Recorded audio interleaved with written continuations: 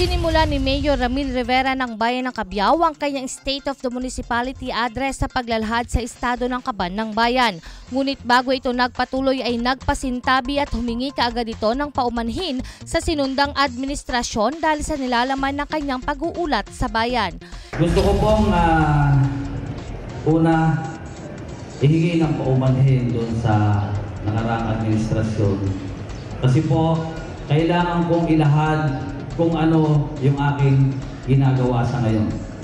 Maaari pong may mabanggit ako doon sa kanilang mga naunang programa at kung ano po yung mga programa natin sa ngayon.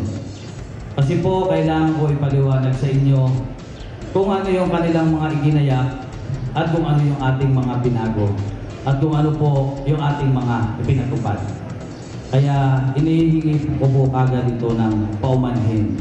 Inihayag ni Mayor Rivera na mula sa 20% Development Fund na umaabot ng 26.8 million pesos mula sa mahigit 133 million pesos na Internal Revenue Allotment ng Cabiao para sa 2016 ay mahigit 13 million pesos na lamang ang naabutan nito nang maupo siya noong July 1, 2016. Ibinunyag nito na naglaan ng pondo ang dating administrasyon ng Cabiao ng 3.7 million pesos para sa Materials Recovery Facility kung saan 1.75 million pesos ay inilaan para sana sa pambili ng makina ng basura. Ngunit nawalaan niya ang pondo at maliit na halaga na lamang ang naabutan nito. Yung pong pondo pa na iba, nakamukha po na ipinondo nila doon sa MRF na nagkakahalaga po ng 3.7 million, may inabutan po kami rito kulang 1 milyon.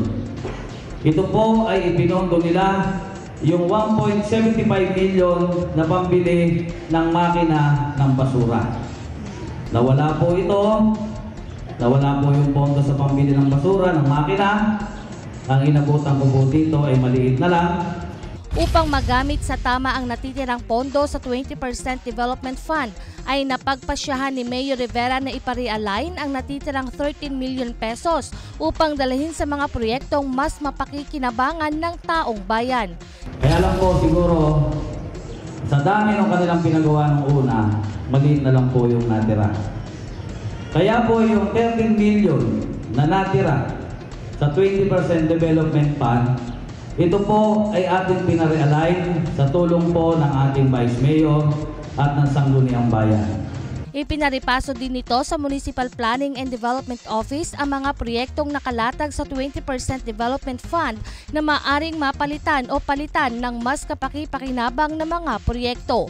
Gamit ang mga natitirang pondo, naglaan ang pamahalaang bayan sa pamumuno ni Mayor Rivera ng 800,000 pesos para sa pambili ng shredding machine, 1.5 million pesos para sa pambili ng lupa para sa landfill o tapunan ng mga basura, na 10 taon nang suliranin ng naturang bayan.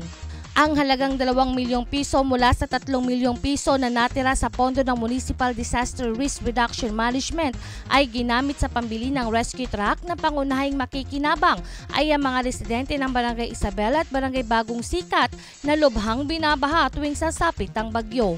Naglaan din ng mahigit na 4 na milyong piso mula sa 2016 budget para sa pambili ng bagong ambulansya at Innova na magagamit sa panahon ng emergency.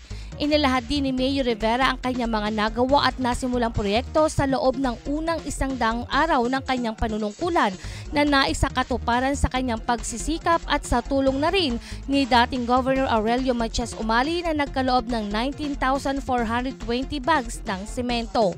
Ilan sa mga pagawaing ito ay ang construction of parking area sa compound ng munisipyo, road concreting ng Barangay Entablado na may 180 meters at Barangay Bagong Silang na may 300 meters, regraveling ng mga farm-to-market roads na suportado din ni Governor Cherry Umali at marami pa. Pangarap din ni Mayor Rivera na makapagpatayo ng kauna-unahang floating market sa Nabao Lake na magbibigay ng trabaho sa mga mamamayan ng bayan ng Cabiao. Ito pong Cabiao Floating Market ang gagawin nating pantawid gutom doon po sa mga naapektuhan nung tinatawag nating halimaw, yung pong harvester. Marami pa rin po sa bayan ng Cabiao ang nananatiling manggagapas at mananalim dahil po sa kakulangan ng hanap buhay. Kaya po sa pamamagitan ng Nabao Lake, Magkakaroon po ito ng daan-daang empleyado. Binanggit din nito ang kasalukuyang konstruksyon ng bagong ospital at renovation ng nasunog na ospital sa Barangay Santa Ines na maaaring sumalo sa ilang job orders ng munisipyo. Nagbigay din ng mensahe si Mayor Rivera sa kanyang mga kritiko na huwag muna siyang husgahan dahil 100 araw pa lamang siyang nakaupo bilang punong bayan ng Cabiao at siniguro nito na matapos ang 3 taon ay mapatutunayan nito na hindi nagkamali ang taong bayan sa pagluklok sa kanya sa pwesto. 100 araw pa lang po ako.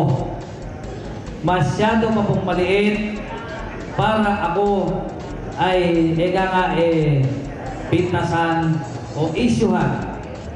Kaya sana po panoorin po muna nila yung gagawin at sigurado pong sa loob ng 3 taon ng aking panunungkulan, pagkatapos po ng 3 taon, wala po silang gagawin kundi uliting panoorin yung aking pelikula. Sigurado po yan. Samantala, bilang kinatawan ni former Governor Oy Umali at Governor Cherry Umali ay nagsilbing panauhing pandangal si Provincial Assessor Florante Fajardo na nagpahayag ng kanyang paghanga sa mga planong inilahad ni Mayor Rivera, partikular na sa pagtatayo ng floating market na makapagbibigay anya ng dagdag atraksyon sa bayan ng Cabiao. Salamat sa isang Mayor Rivera na nag-isip na ito ay gawing isang floating market kahalintulad ng Taiwan. Turismo ang ating pong makakamit. Sapagkat pag ang turismo ay ating pong na-maximize, asahan po ninyo na lahat ay titinan. At siyempre, kapag kumilos ang turismo, marami po tayo maibebentang mga produkto out of our own native products. Jovelyn Astrero para sa Balitang Unang Sigaw. Unang Sigaw.